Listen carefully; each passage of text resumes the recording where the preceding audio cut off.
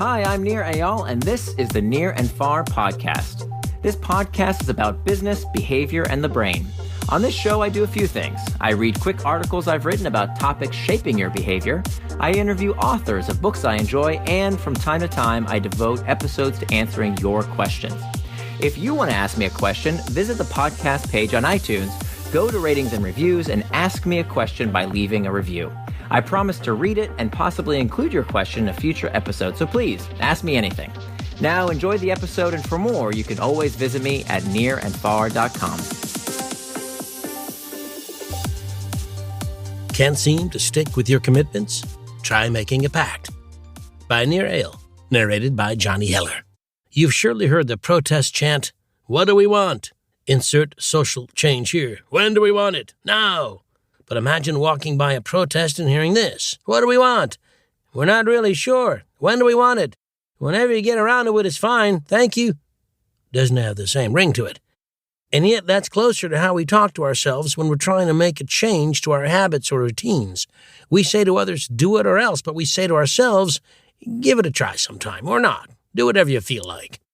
Through my research for my book, Indistractable, I've found that by understanding what facilitates social change, we can finally inspire personal change. Here are 3 lessons. Pre-commit to change. For more than 2 years, Rose Lounsbury, a mother of 11-year-old triplets, had been trying to finish her book. But again and again, she found herself procrastinating. So Rose made a pact. A pact is a pre-commitment to an outcome that acts as a firewall against distraction. You can think of it as a sort of habit bet. This technique nearly guarantees you'll follow through on any commitment you choose to make. As I wrote about in my book, I made a burn or burn pact to finally get myself to start exercising regularly. My pre-commitment: I would either burn some calories by exercising daily or burn a $100 bill. Today, at 43, I'm in the best shape of my life. Inspired by my story, Rose made what she dubbed the cut or cut pact. Here's how it worked. If Rose finished her manuscript by her self-determined deadline, she would get to cut into a celebratory cake. But if she didn't, she would let her kids cut off her long curly hair. Last month, her 3 kids sat in front of a box that hid either cake or scissors inside. Can you guess what happened? Rose had proudly completed her manuscript. Why pacts work? Like a good protest slogan, a good pact demands action. Personal change, like social change, is hard and uncomfortable. When other tactics aren't enough, you need to agitate the status quo. A pact, like a protest slogan, is urgent, specific, and has a serious and unavoidable consequence. Follow this format of a good protest slogan to make a good pact. What do you want? Name a specific action. The best pacts are based on concrete behavior, not aspirations. Don't set a vague goal like live healthfully, save money, or spend more time with my family. Name a very specific behavior you expect yourself to do. When I made my burn or burn pact to exercise daily, I committed to exercising every day, just as Rose committed to writing her manuscript. When do you want it? Give yourself a specific time frame. Just having a behavior in mind isn't enough. After getting clear on what specific action you will take, you must make sure you put that time into your schedule. For instance, to make sure I didn't have to burn the $100 bill, I booked time in my day for exercise. Deciding in advance when you will do what you say you will is called setting an implementation intention, and studies have found that it's a critical step in accomplishing your goals. To do what you want, you must set aside the time now. Or else, define a consequence. The most important part of a pact is the consequence of inaction.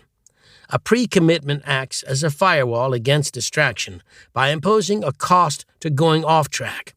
It's the fear of not doing what you say, which provides the extra motivation to follow through.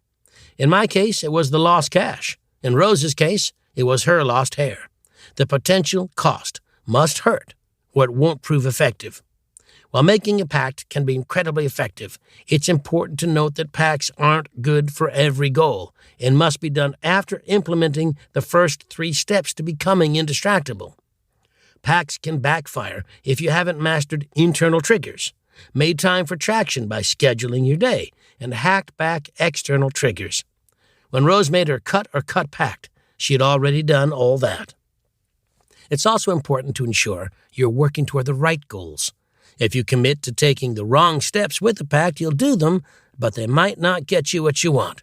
For instance, if you make a pact to run every day because you want to become more fit, but you also don't watch what you eat, you won't make progress toward your ultimate goal. Finally, pacts aren't great for long-term behaviors. They're best saved for temporary goals you can commit to and achieve. For long-term behavior change, it's better to learn to enjoy the behavior for its own sake over time. I call this finding your MEA, minimum enjoyable action. My burn or burn pact was great at getting me started, but now I enjoy exercise and actually look forward to doing it. That's the great thing about making pacts. Once they've served their purpose, you can let them go. Thanks for listening to this episode of the Near and Far podcast. You can always find more at my blog, nearandfar.com. And don't forget, if you have a question you'd like me to explore in a future episode, leave me your question in the form of a review for the podcast on iTunes.